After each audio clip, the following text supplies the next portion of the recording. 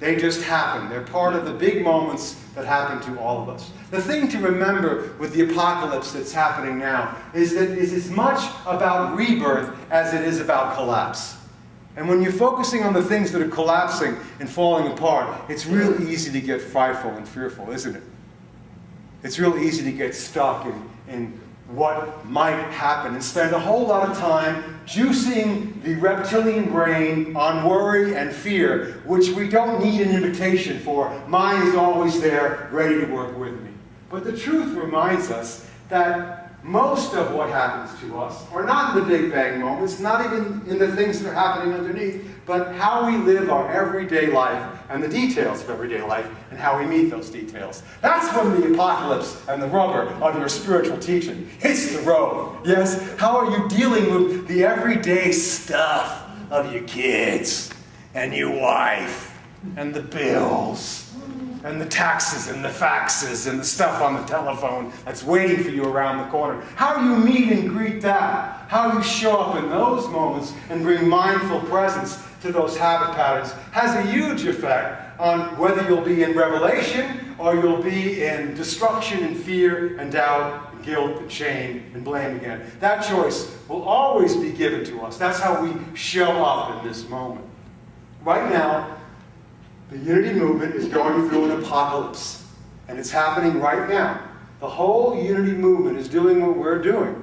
We are taking a look at what we've been before in the past, what we need to be now, and what we need to do to move into the future and be the light that was there for us 20, 30, 15 years ago, 15 minutes ago. For others, the cultural creatives that want to be a part of our spiritual family but can't hear it the way we know how to listen to it. And so we're looking at ways in which we can bring oneness and wholeness to this moment so unity can take its next step in its evolution and we can grow and become the beacon of light we are meant to be in the world. And I know it's ruffling feathers. I know it is. Change always does. As much as you say you want it, baby. As soon as it shows up, and as soon as it doesn't come exactly in the form and the way your ego likes it, it's real easy to say, I'm taking my cookies and I'm going somewhere else. And I know there are people who are not listening to this talk right now who have chosen to do that. And I understand that. I understand what that's about. And I want you to know that every time that happens, I have an apocalyptic fit. Every time that happens, I go running off in guilt and shame and blame. It's about me. I'm really not good enough. They don't like me. It's what they want. And I fall apart. It's there. It doesn't go away. I haven't transformed that part of my brain. It's still there. You know, you gotta love me, man. It's about me. Come on, please love me. Oh, please. I'll be better. Come on, please. And that's that part of the brain. I have to stand back up again. And what do you do when you fall off a horse?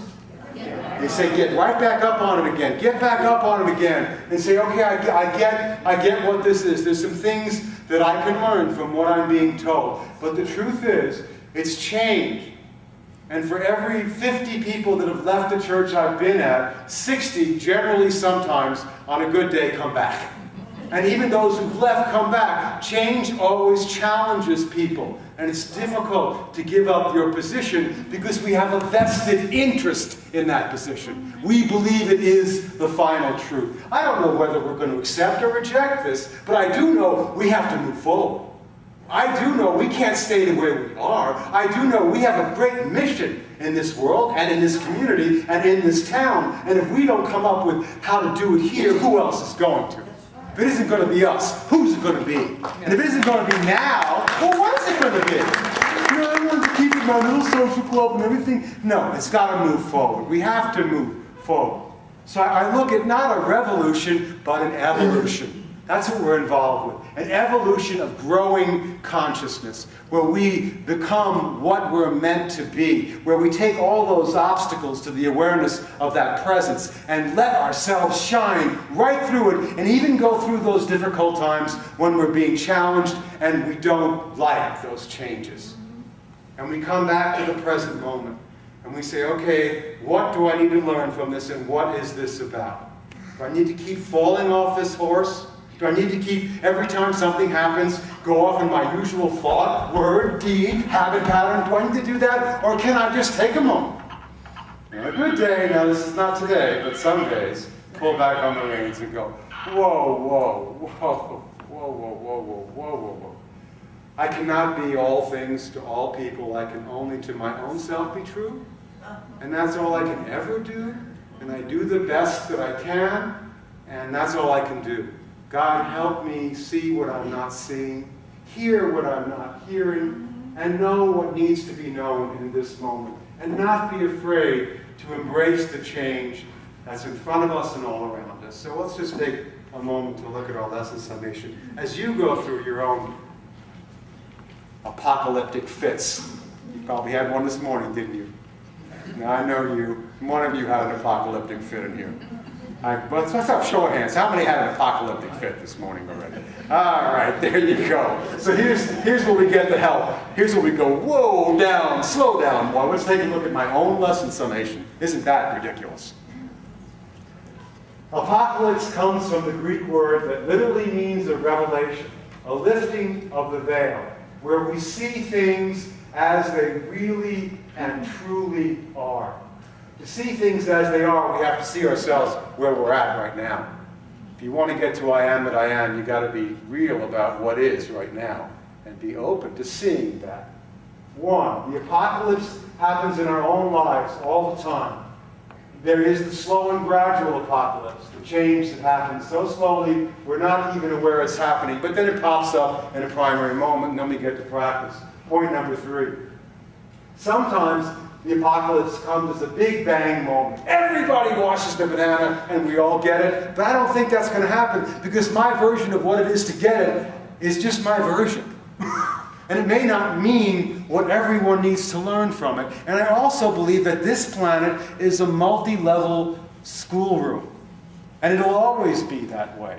That there are people right now who are going through an apocalypse different from us in different nations. I'm reading this book about Afghanistan right now. And there are people right now in this moment as we sit comfortably in our air-conditioned room with our cars waiting for us outside, right now, who live in rooms the size of some of our bedroom closets. And there's 10 people in that room. And they're wondering how they're going to get 1 6-ounce glass of water that's clean enough to drink without getting sick from it. They're having a revelation, an apocalypse right now.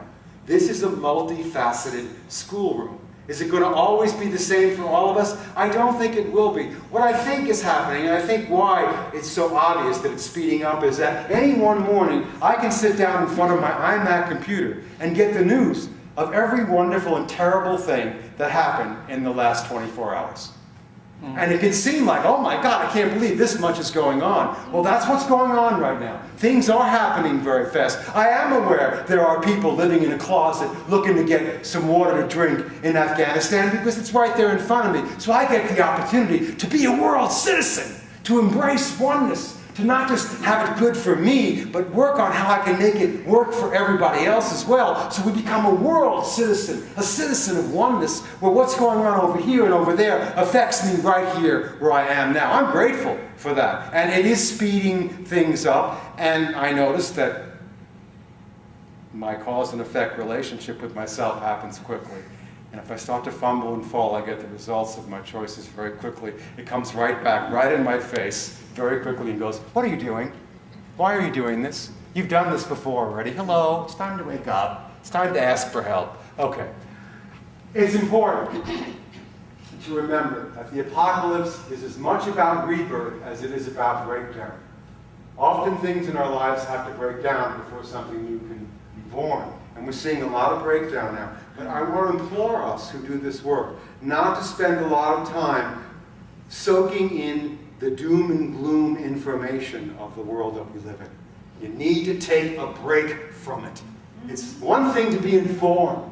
It's one thing to be deformed by your own fear and doubt. We don't want to keep firing that reptilian part of the brain. We want to make new neural pathways. Yes, it's falling apart, but as for me and my house, it's also waking up. It's also a new day. It's also the new Jerusalem that's being born. And I want to be a part of helping make that happen now on earth. And stand up a little bit taller as you walk and live and breathe through your lovely, precious day.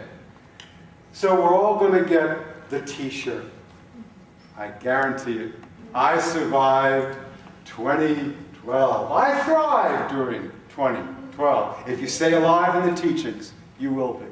And so this week, when once again you start to run off in your old habit pattern, firing fear, doubt, and blame, just take a moment to pull back on the rein and say, whoa, now, for me in my house, I will take a breath before I act and react from my old behavior patterns, and I'll respond differently.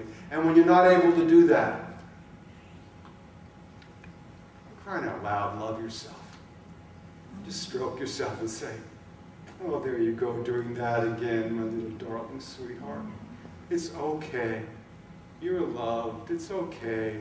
Stop trying so hard to be anything other than what you are. Embrace all parts of your being.